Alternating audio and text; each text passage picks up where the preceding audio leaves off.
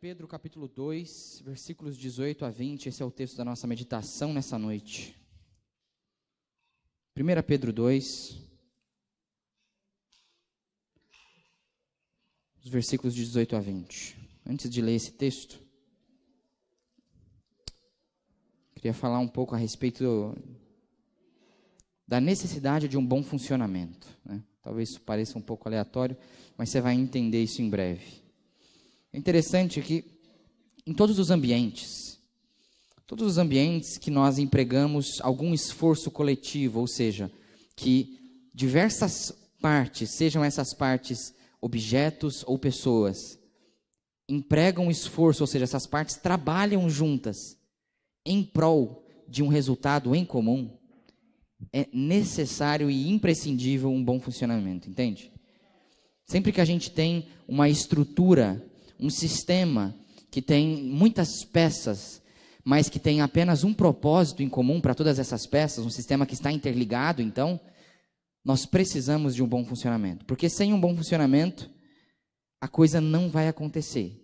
Porque há essa interdependência, né? Então, se não houver um bom funcionamento nesse tipo de sistema ou ambiente, a gente nunca vai conseguir caminhar. E para que você entenda isso de uma forma muito clara, eu queria te exemplificar trazendo a imagem de uma bicicleta. Quem aqui não sabe o que é uma bicicleta? Talvez você não saiba andar de bicicleta. Tudo bem. Meu pai mesmo não sabe. Já tem 48 anos e não sabe andar de bicicleta. Mas ele me ensinou a andar de bicicleta. Isso é interessante também. Mas mesmo não sabendo andar de bicicleta, todos nós sabemos o que é uma bicicleta, né? E na bicicleta, a bicicleta ela é esse sistema onde nós temos diversas partes, diversas peças que trabalham juntas para um mesmo resultado. A Carol conhece esse exemplo, porque eu cito sempre esse exemplo da bicicleta nas nossas aulas de discipulado. A Carol e o Mike devem saber bem desse exemplo.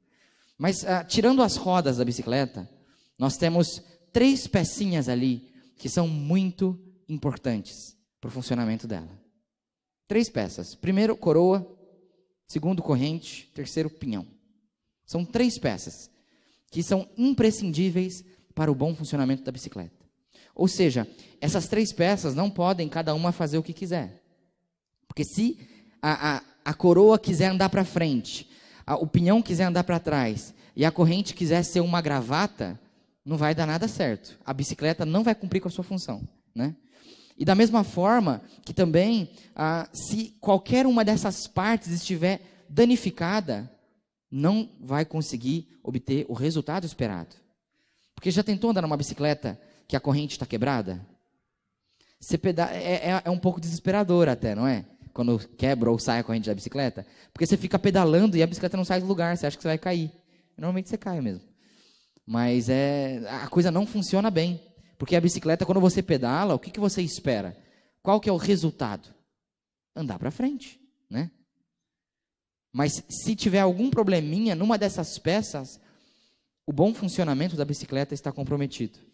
Se tiver um dentezinho ali da coroa quebrado, também está comprometido esse bom funcionamento, porque a corrente vai ficar caindo o tempo todo. Você não vai conseguir. Você vai ter que sempre ficar parando, sujando sua mão lá, colocando a corrente. Aí você anda um pouquinho, cai de novo. Percebe?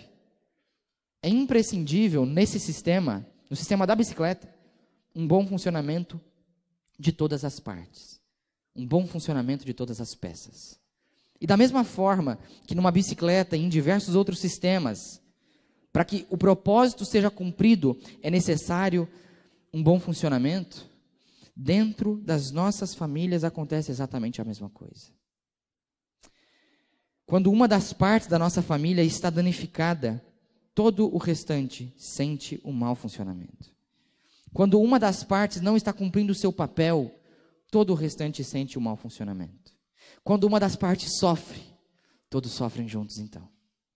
Quando uma das partes está alegre, todos estão alegres.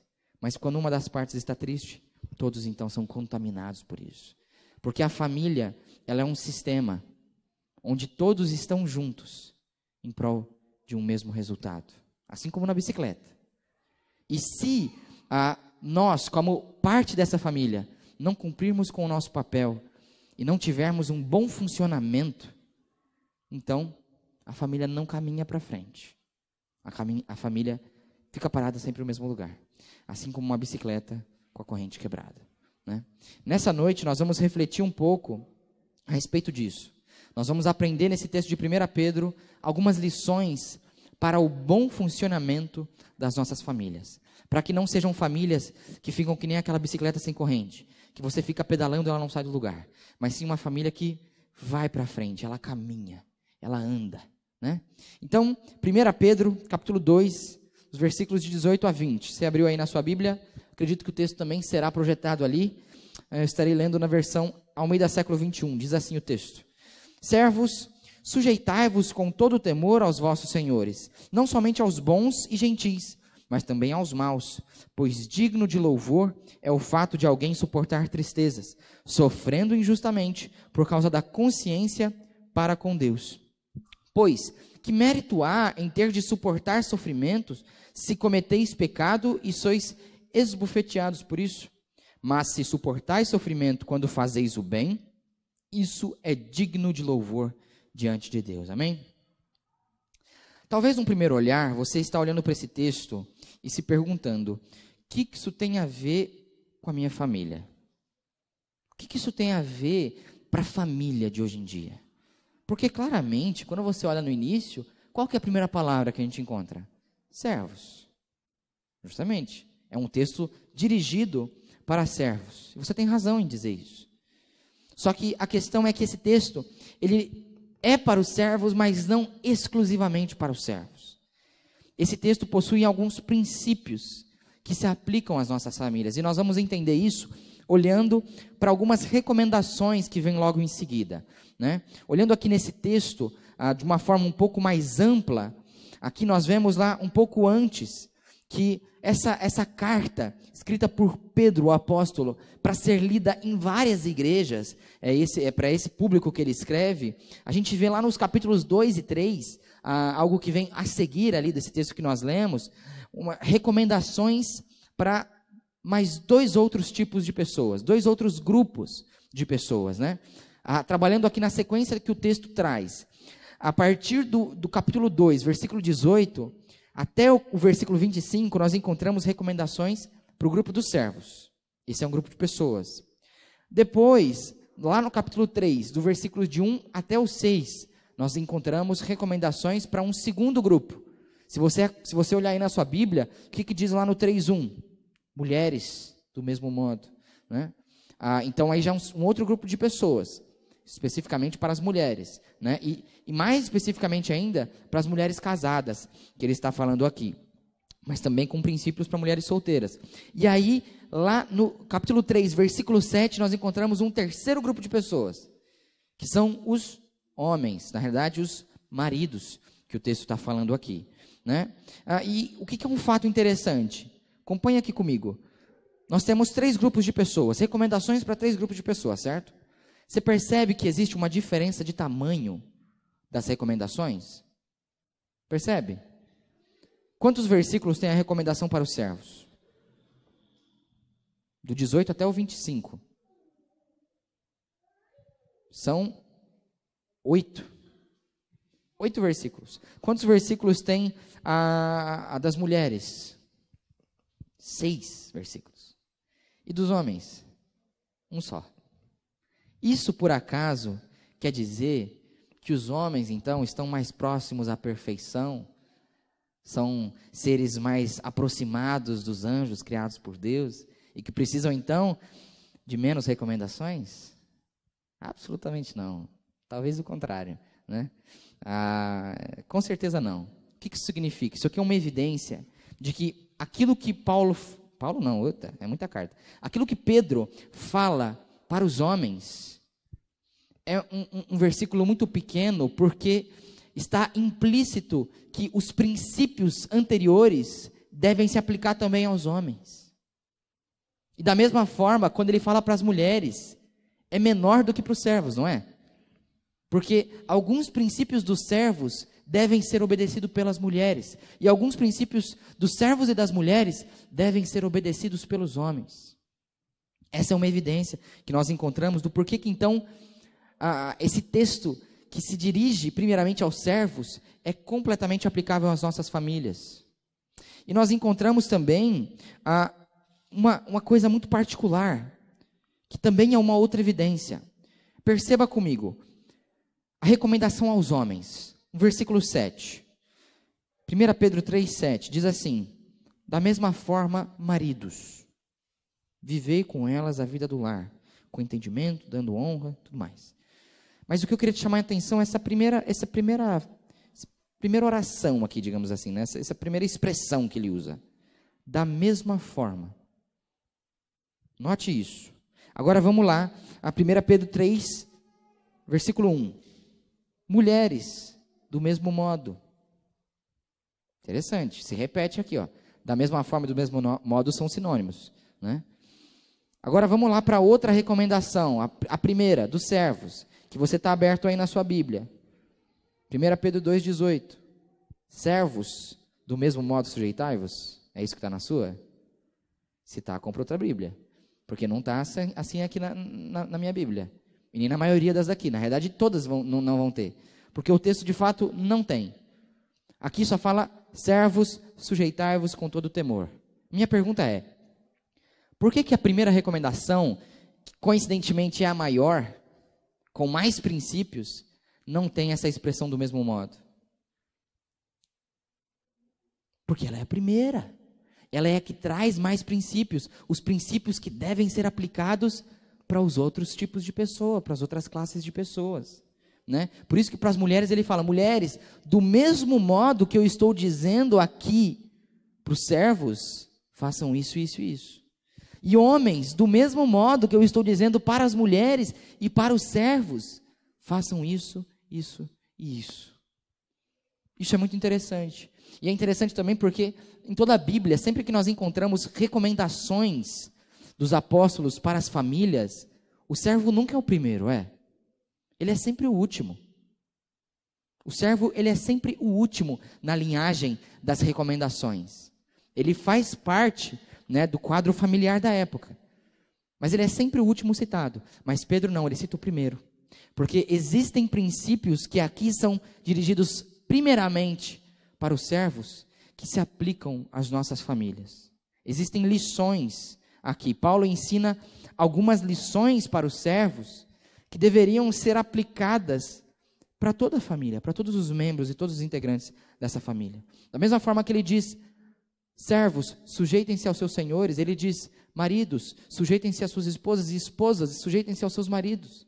E existem vários outros princípios que nós vamos encontrar aqui, né, nesse texto. Então, com isso, nós vamos observar nesse texto aqui, de 1 Pedro 18, 1 Pedro 2, de 18 a 20, 3 lições de Pedro para o bom funcionamento da família. A primeira lição que nós encontramos aqui é a lição da consideração. Uma família com um bom funcionamento, ela tem consideração. Nós, dentro das nossas casas, com as nossas famílias, precisamos ter consideração uns pelos outros. Isso nós encontramos no primeiro versículo, versículo 18. Eu vou ler novamente esse versículo.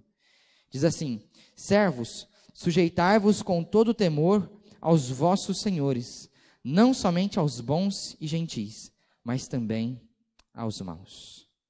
Aqui, Pedro está dizendo aos servos para que eles fossem subordinados. Para essa ideia de sujeitar, essa ideia de diminuir, mas não somente uma diminuição como que eu posso dizer, de funções ali na casa. Mas a ideia de sujeitar era obedecer. Servos, obedeçam aos vossos senhores. E aí ele fala, com todo o temor. A Bíblia que eu tenho aqui, a Almeida século 21, ela usa esse termo temor. Mas a NVI, ela traz como respeito. Eu acho que uma palavra melhor aqui é consideração. É uma melhor tradução para a palavra que Pedro usa aqui. Servos, sujeitem-se aos vossos senhores com toda a consideração. Ou seja, com toda a importância, com todo o respeito que é devido aos senhores. E a gente nunca pode separar esse respeito da subordinação que eles deviam aos seus senhores, né? Porque justamente pelo respeito que eles tinham, que eles deveriam obedecer os seus senhores. Mas agora, olhando para a família, olhando para o quadro familiar que nós vivemos, a lição de Pedro aqui para nós é que nós tenhamos consideração uns pelos outros. Da mesma forma que um servo deve respeito, temor e consideração pelo seu senhor, nós devemos respeito, consideração e temor pelos da nossa própria casa. E, convenhamos, essa é uma qualidade que tem se encontrado em falta, não é mesmo? Provavelmente você, enquanto eu falo, você tem pensado em alguns exemplos já na sua cabeça. Exemplos de cenas que você mesmo presenciou, ou na sua família ou em outras famílias, onde não houve nenhum respeito, nenhuma consideração pelas pessoas da própria casa. Isso é extremamente recorrente nos dias de hoje. Ou nós vemos filhos que são muito rebeldes, ou nós vemos pais que não sabem criar os filhos com o devido respeito, né? Você tem filho que grita com o pai, que acha que está falando com um amigo da escola, que acha que está falando, que na verdade não sabe com quem está falando, né? E nós temos pais também que ensinam isso para os filhos, que no próprio falar acabam ensinando aos seus filhos a forma errada de se falar. Às vezes no exemplo que dá em conversas ali com outros parentes, ou até mesmo de um pai com a mãe ou da mãe com o pai. Isso é uma falta de consideração que existe dentro das famílias. Em diversas situações nós conseguimos identificar isso, né? Quando se empresta dinheiro, a forma como se pede, a forma de lidar com os direitos ali dentro da casa. Existem filhos achando que o quarto é deles, como se eles tivessem a escritura ali daquele espaço, sabe? Mas existem também pais que acabam não respeitando a individualidade dos seus filhos, que acabam não sabendo como falar direito. Isso tudo é um problema que gira em torno da falta de consideração, gira em torno da falta de temor que todos devem ter uns para com os outros. E é claro, esse temor deve ser muito maior de um filho para com seu pai. Até porque existem funções que Deus mesmo estabeleceu. O filho deve obedecer ao pai, e ponto final. O pai deve não irritar os seus filhos, e ponto final. Nós temos essas recomendações lá em Efésios. Mas, quando falta consideração mútua, a família não funciona bem. As coisas, a comunicação dentro de casa se torna falha, não torna? Parece que você fala e o outro não escuta. Às vezes até coisas um pouco bobas, sabe? Vira uma discussão porque não há nenhum respeito, nenhum temor dentro de casa, nenhuma consideração uns pelos outros. Então, às vezes, uma comunicação até mesmo tola. Tipo, tira a panela do fogo. Simples assim, não é? Não é uma recomendação que você faz porque você está perseguindo aquela pessoa. É porque senão a casa vai explodir, entendeu? É simples, mas por conta dessa falta de respeito que existe dentro do lar, da falta de consideração que os membros têm uns pelos outros, então aí você não escuta, você não ouve, você não presta atenção. Todo mundo sai prejudicado, a família não funciona bem, a família não se comunica bem aí. E sempre que falta consideração dentro dos nossos lares, talvez o que nós precisamos é de uma pitadinha de sujeição. Da mesma forma que Pedro fala para o servo, sujeite-se ao seu Senhor, falta uma pitadinha de sujeição dentro de casa. Por sujeição, eu quero dizer essa ideia de você ter uma visão um pouco diminuída de si mesmo. Uma visão um pouco diminuída, um pouco menor. Se enxergar um pouco menos. E quando a gente se enxerga um pouco menos dentro de casa, quando a gente se sujeita aos nossos familiares em amor, então a nossa perspectiva ela muda. A gente consegue analisar situações de um outro ponto de vista. E aí você começa a se colocar na posição do outro. E quando a gente se coloca na posição do outro, isso sim é consideração. Quando você se coloca na posição da outra pessoa, você pode considerar aquilo que ela está vivendo. Você pode considerar os desafios que ela enfrenta. Você pode considerar os problemas que ela tem sido a vítima. Quando nós nos sujeitamos. Por isso que quando a gente coloca uma pitadinha de sujeição dentro de casa, a consideração melhora. Quando eu me coloco no lugar da responsabilidade dos meus pais, quando eu me imagino nesse posicionamento, aí sim eu preciso valorizar ele um pouco mais. Às vezes, também isso acontece no contrário. Às vezes você olha para o seu filho e está falando, que criatura que não faz nada, né? Parece um peso morto. Mas às vezes você se coloca na posição dele. Eu não estou dizendo que isso justifica. Mas estou dizendo que isso nos dá consideração pelo próximo. Sem consideração, a gente não consegue ajudar. Sem respeito, sem temor, consideração uns pelos outros, a gente não consegue edificar o lar. Porque sem consideração não há um bom funcionamento. A gente fica que nem uma bicicleta sem corrente, que não sai do lugar. Quando nós temos esse respeito uns pelos outros, independente do grau, independente se é de um avô para com seu neto, de um neto para o seu avô, pode ser até o bisavô, entre irmãos, independente da idade desses irmãos, é necessário respeito mútuo. A Bíblia nunca apoia a falta de respeito. Ela enaltece a urgência e necessidade do respeito. Principalmente quando se trata de pessoas mais velhas. Principalmente. Mas não exclui a necessidade do respeito do pai para com o filho, do filho mais velho com o filho mais novo, de um marido com sua esposa, de uma esposa com seu marido. Nós temos que inserir o princípio da consideração, essa lição, dentro das nossas casas. Conversar com mais respeito, pedir as coisas com mais consideração, valorizar os feitos dentro de casa. Porque isso sim é uma família que funciona bem, para a glória de Deus. Uma segunda lição do texto para nós é a respeito do compromisso. Famílias que funcionam bem têm um compromisso com Deus. Compromisso com Deus. O bom funcionamento da família depende disso. E nós vemos isso lá no versículo 19. Esse versículo 19 aqui, Pedro ele começa a utilizar uma ideia de pior cenário.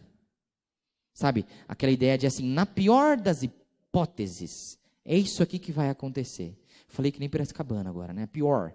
Na pior das hipóteses, é isso aqui que pode acontecer. É esse tipo de ideia que ele usa, né? Lá no versículo 18, o que ele disse? Servos, sujeitai-vos com todo temor aos vossos senhores, não somente aos bons, mas também aos maus. Aí no 19, ele parte então para a pior das hipóteses, que é você servir, se sujeitar a um senhor mau. E aí no 19 ele vai falar justamente isso. Pois digno de louvor é o fato de alguém suportar tristezas, sofrendo injustamente por causa da consciência para com Deus. Ou seja, mesmo que o seu chefe seja mau, que você suporte, que você então sofra injustiças, tristezas, aflições no seu serviço ali, por causa do seu senhor que é mau, é louvável perante Deus que um servo cristão faça isso.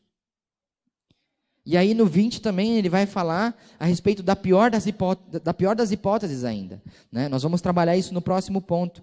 Mas aqui, o que Pedro ensina para os servos cristãos? Ele ensina que mesmo que o senhor seja mau, a responsabilidade do servo cristão é de suportar pacientemente essas aflições. E por causa do quê? Da consciência para com Deus. É louvável perante Deus que o servo suporte as aflições e injustiças por causa da sua consciência para com Deus. Essa consciência para com Deus é um negócio muito bonito, né? Significa a ideia presente que se tem de Deus. Ou ainda melhor, por causa do compromisso que essa pessoa tem com Deus. O servo, ele deveria suportar essas aflições, ele deveria suportar essas injustiças, por causa de um compromisso que ele tem com Deus, por ser um servo cristão. E isso gera nele a acusação da consciência, se ele não fizer. Então, ele não tem escolha, ele precisa fazer. E do mesmo modo que o servo cristão deve suportar as injustiças e aflições, por causa do compromisso que ele tem com Deus, dentro das nossas casas, das nossas famílias, nós precisamos suportar essas injustiças e aflições, por causa do nosso compromisso com Deus, por causa da nossa consciência com o Pai. E a ideia dele aqui, desse suporte que nós precisamos ter mediante essas injustiças e aflições, é de justamente aguentar um peso. É um pouco diferente daquele suporte positivo, sabe? De você apoiar o seu filho, de você apoiar seus pais, seus irmãos, tudo mais. É mais uma ideia realmente de uma coisa ruim. É suportar algo que está pesando. E nós sabemos que todas essas injustiças e aflições que pesam nas nossas costas estão dentro de casa também. Dentro de casa, a gente passa por uns perrengues às vezes. Nós passamos por problemas familiares, problema de parente que mora longe e que quer visitar. E aí você fala assim, mas eu não posso. Aí gera tudo aquele auê, né? Todo um rebuliço. Aí não vem depois que quando convida. Aí fica falando, liga para a prima da sobrinha da tia do seu enteado. Uns negócios assim, e aí fala para ele mal de você, a família vira um campo de batalha, não vira? Esses são problemas, são aflições que nós sofremos, às vezes até injustamente. Às vezes também nós passamos dentro de casa por problemas financeiros. Quantas vezes a gente não vê isso? Filhos que depositam na conta dos pais a irresponsabilidade financeira deles. Fazem isso. Nunca envolvem a família nas decisões. Mas aí quando a coisa aperta, opa! É como se fosse fiador, né? Tivesse então que arcar com isso. São problemas. Às vezes você está lá na sua, fazendo a sua administração da sua casa, e de repente chega um parente, precisando de sei lá quantos, né? Aí você olha e fala assim, é justo isso? Não é justo. É um peso que é jogado nas suas costas e que não é justo. Também dentro de casa, a gente passa por problemas relacionais, dentro do casamento, dentro do relacionamento entre pais e filhos, dentro do relacionamento entre irmãos também. Nós passamos por problemas assim. E sempre passamos por tristezas. Constantemente estão acontecendo coisas que são tristezas dentro das nossas famílias. A questão aqui é, todas essas coisas são pressões, são pesos que nós estamos carregando enquanto caminhamos.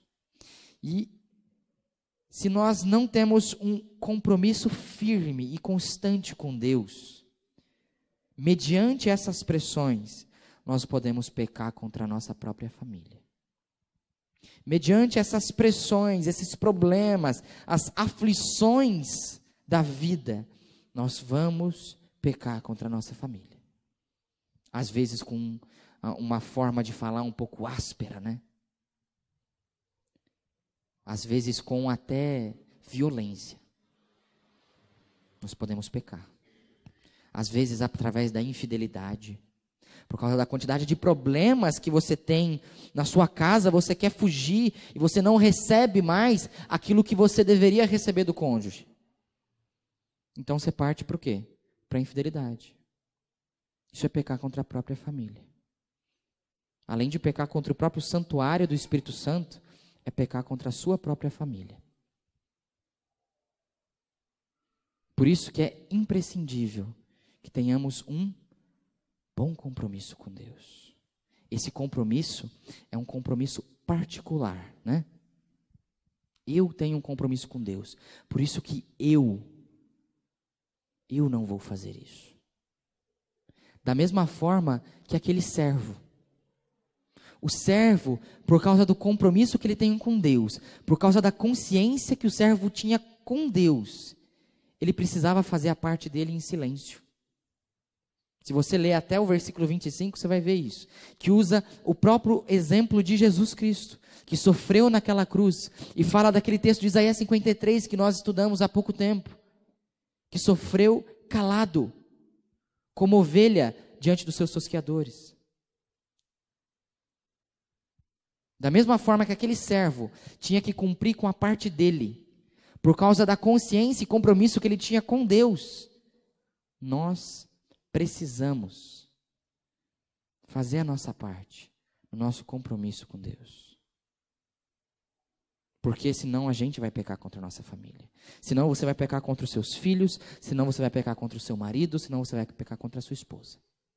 Até mesmo contra os seus pais. Porque não há um firme compromisso com Deus. E aí nesse momento nós podemos machucar aquelas pessoas que nós mais amamos, né? E você sabe bem que não há coisa mais triste, não há dor maior do que ferir alguém que você ama. Não há dor maior que isso. Você provavelmente já passou por um momento assim. Aquela pessoa que você ama demais e você sabe que pisou na bola. Você sabe que você pecou, que você teve aquela palavra áspera, que que a sua língua serviu como uma faca que atravessou e apunhalou o coração daquela pessoa que você ama. Isso dói muito. Por isso que nós precisamos estar firmes no nosso compromisso com Deus, né? E assim como nós temos essas aflições dentro de casa, nós também temos algumas injustiças que acontecem. Eu acredito que nesse contexto do servo, isso melhor se aplica. Porque a ideia é do servo que tinha que suportar, às vezes até suportar a socos, tapas, chicotadas, injustamente, por conta de um compromisso que ele tinha com Deus. O servo não poderia simplesmente levantar e falar, peraí, eu vou rodar a baiana agora. Ele não podia falar isso. Ele tinha que suportar isso. Ele tinha que se sujeitar ao seu Senhor. E da mesma forma que o servo tinha injustiças, nós também temos. Às vezes essa injustiça, nesse cenário de irmãos, essa injustiça se dá quando você olha para a tarefa que seu pai deu para o seu irmão, e você fala assim, nossa, aquela tarefa é tão leve. Eu tenho que limpar a casa, ele tem que só tirar o lixo. Sabe? E aí você fala assim, nossa, é injusto isso, não é? Que injustiça. Ou às vezes, nas decisões que nós tomamos, as decisões tomadas dentro de casa, às vezes resultam em injustiças. Às vezes precisamos decidir o melhor para a família e abdicar daquilo que nós mais queríamos, dos nossos planos, dos nossos projetos. Injustiça, mais uma vez. Ou então, às vezes, no dinheiro que é emprestado. Porque, normalmente, né, quando se empresta dinheiro dentro de casa, a gente normalmente não cobra juro. Porque senão eu vou na caixa pedir. Mas, normalmente, a gente não cobra um juro assim, né? E, às vezes, a pessoa demora para devolver. Ou, às vezes, a pessoa até não devolve. E a gente fica lá na injustiça. Né? A gente fica lá injustiçado, sem saber o que fazer. Às vezes, também, na comida que é feita. Eu queria uma parmegiana. Mas ela foi lá e fez estrogonofe. Se aplica à nossa casa. Entendeu? Ou também, às vezes, na disciplina que é dada. Às vezes, no direito que é privado, ou então até mesmo na fé que é professada. Muitas vezes, por conta de não compartilharmos da mesma fé dentro de casa, você vai sofrer injustiças. Por você estar num lar onde nem todos acreditam na mesma coisa que você. Nem todos têm a mesma esperança que você tem. Por conta disso, talvez você experimente injustiças. Talvez você experimente discussões. Talvez apontem demais o dedo para você. E mais uma vez, se você não estiver firme no seu compromisso com Deus, você vai cair. Você vai errar. Você vai pecar contra a sua própria família. E nós precisamos sempre recorrer a Deus quando nós passamos por essas aflições e injustiças. Porque numa família que tem um compromisso com Deus, em pessoas, membros dessas famílias, que têm um firme compromisso com Deus, toda essa injustiça, todos esses atos de injustiça se transformam em atos de amor. Somente Deus é o ser que consegue juntar essas duas coisas, que consegue pegar injustiça e transformar ela em justiça por causa do amor. Porque o que Ele fez conosco? O que Deus fez com a gente? Nós não éramos injustos. Nos nossos pecados, nas nossas ofensas contra Deus, nós não somos injustos, injustificáveis, talvez. Merecedores da morte eterna no inferno. Mas o que Deus faz? Deus, por causa do amor, transforma os nossos atos de injustiça em atos de justiça. Por causa do amor. Somente em Deus você vai conseguir ficar bem com as aflições e injustiças dentro de casa. Não adianta para quem recorrer. Somente em Deus você consegue aceitar isso. Por quê? Por causa do amor. Em Deus, famílias que têm um compromisso com Deus transformam os atos de injustiça em atos de amor. Isso só acontece quando nós temos um firme compromisso com o Pai. E sem esse firme compromisso com o Pai, então, a família não funciona bem. Ela vai estar sempre sendo travada por conta disso. Em terceiro e último lugar, então, meus irmãos, caminhando aqui para o final, famílias que funcionam bem também têm cuidado. Essa é uma terceira lição. É preciso o cuidado para o bom funcionamento da família.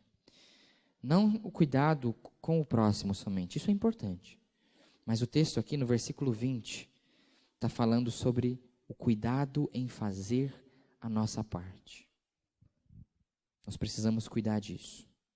Lá no versículo 20, mais uma vez, Pedro usa a ideia do pior cenário, né? Nós vamos ver isso aqui.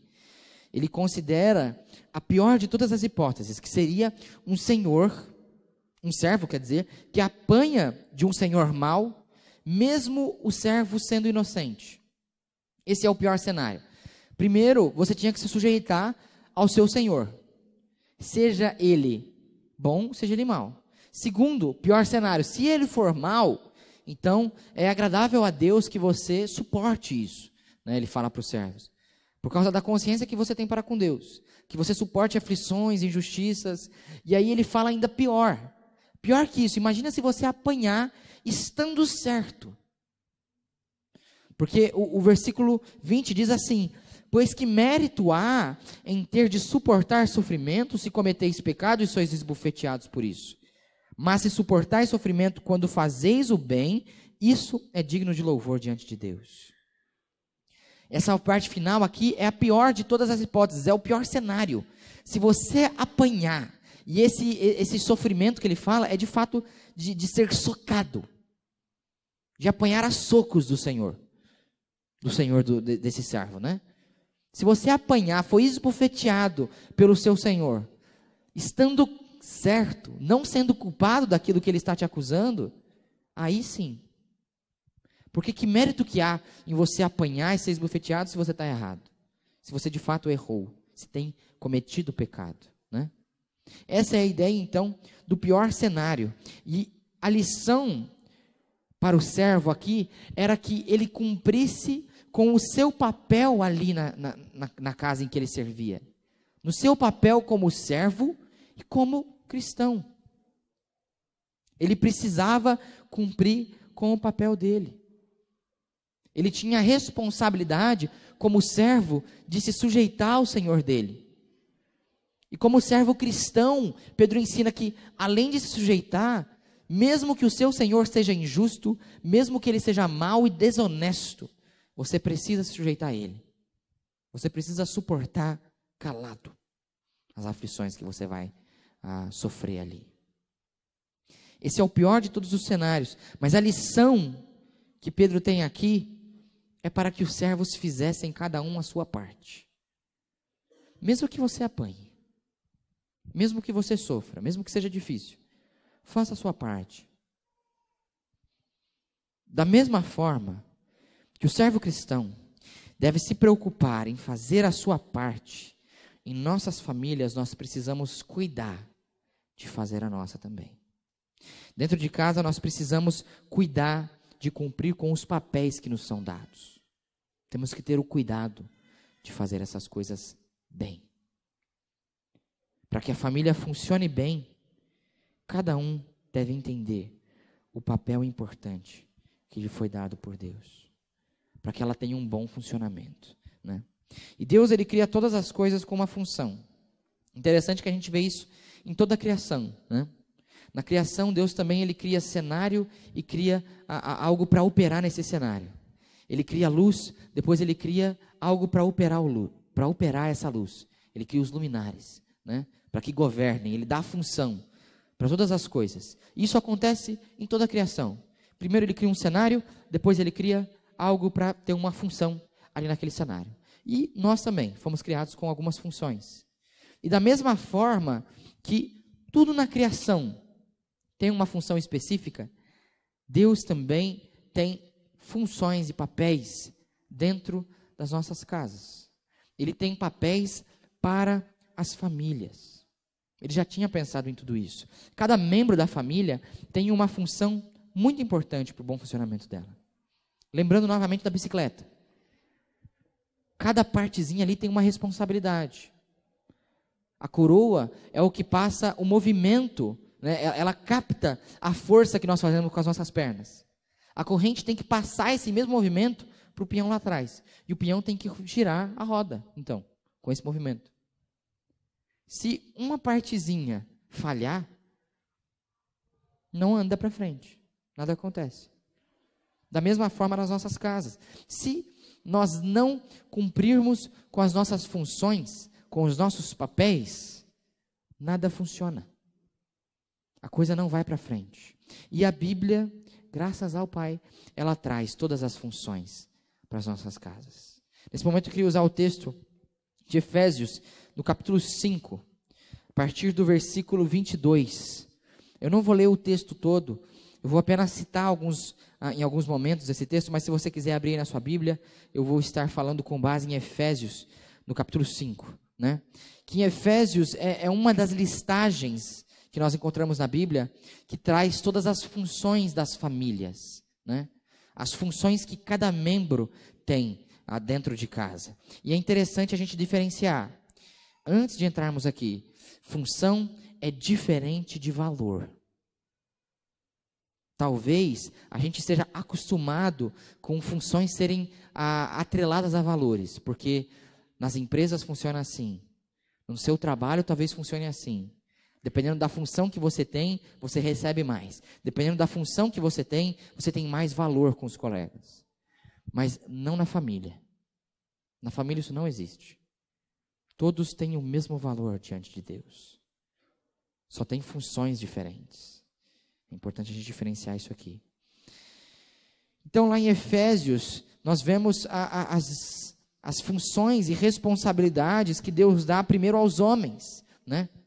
Os homens, eles devem dar direção à família. Isso está em Efésios capítulo 5, versículo 23. Da mesma forma como Cristo é o cabeça da igreja e dá direção para a igreja, os homens têm que dar direção para as suas famílias. E quando os homens não cumprem essa função, quando nós não cumprimos e entendemos essa função, a família fica prejudicada. E o problema é que se você, homem, não cumpre essa função, alguém vai cumprir. E aí talvez você não goste, mas alguém vai cumprir. Aí a coisa piora, né? Nós temos que, da mesma forma como Cristo é o cabeça da igreja, os homens precisam dar direção e ser o cabeça de suas famílias. Dar direção, dar voz de comando, contar com apoio. E também fala que os maridos devem amar as suas esposas, lá em Efésios 5:25. Mas não é um amor qualquer. É interessante que aqui ele dá parâmetro para esse amor. Os maridos, os homens, devem amar as suas esposas da mesma forma como Cristo amou a igreja. A ponto de quê? De se entregar por ela. De morrer no lugar da sua igreja. É dessa forma que nós, homens, precisamos amar as nossas esposas. É dessa forma. Entende? Temos funções, temos papéis. Também o texto fala lá em Efésios 5:22 que as mulheres precisam auxiliar os seus maridos, caminhar junto, não simplesmente deixar que ele caminhe na frente e vá te puxando. Não é isso, é caminhar junto. E nessa tarefa, assim como a igreja está sujeita à direção de Cristo, a Bíblia diz em Efésios 5:22 que as esposas precisam estar sujeitas à direção dos seus maridos. Lembrando, mais uma vez, que elas também os auxiliam nessas direções. Não quer dizer que o marido deva simplesmente olhar e falar assim: eu acho que a gente precisa fazer isso aqui. Se você não concorda, fale isso, converse sobre isso, se comunique com consideração, com respeito, como nós vimos. Mas, da mesma forma como Cristo dá direção para a igreja, é o cabeça da igreja, o homem é o cabeça do lar. E a igreja está sujeita a Cristo, da mesma forma como a mulher está sujeita ao marido. Mais uma vez eu quero lembrar, isso não atribui valor aos membros da família. Isso não quer dizer que homens são mais importantes que mulheres, nem que mulheres são mais importantes ou menos importantes do que os homens. Isso quer dizer que nós somos todos igualmente filhos de Deus, com funções diferentes dentro de casa. Todos temos esse mesmo valor. E o texto também fala um pouco a respeito de filhos, né? O texto fala que os filhos devem ser obedientes e honrar aos seus pais. Nós vemos diversas outras recomendações, até mesmo na lei existe uma recomendação: honra teu pai e tua mãe. E aqui se repete mais uma vez: honra teu pai e tua mãe, obedeça a seus pais. Efésios capítulo 6, versículo 1, porque isso é justo, porque isso é correto. E aí também tem uma recomendação para os pais, que os pais devem criar os seus filhos sempre na disciplina e instrução no Senhor. Efésios 6, versículo 4. E não incitar os seus filhos à ira, não irritar os filhos. Percebe? A Bíblia dá claramente funções para todos os membros da família. E para que a família funcione bem, cada membro precisa ter o cuidado de cumprir com sua função. Cada membro precisa ter o cuidado de cumprir com aquilo que Deus estabeleceu. Porque senão, nossa família vai ser uma bicicleta sem corrente. Que você pedala, pedala, pedala, pedala, pedala, pedala. E ela não sai do lugar. E vive caindo o tempo todo.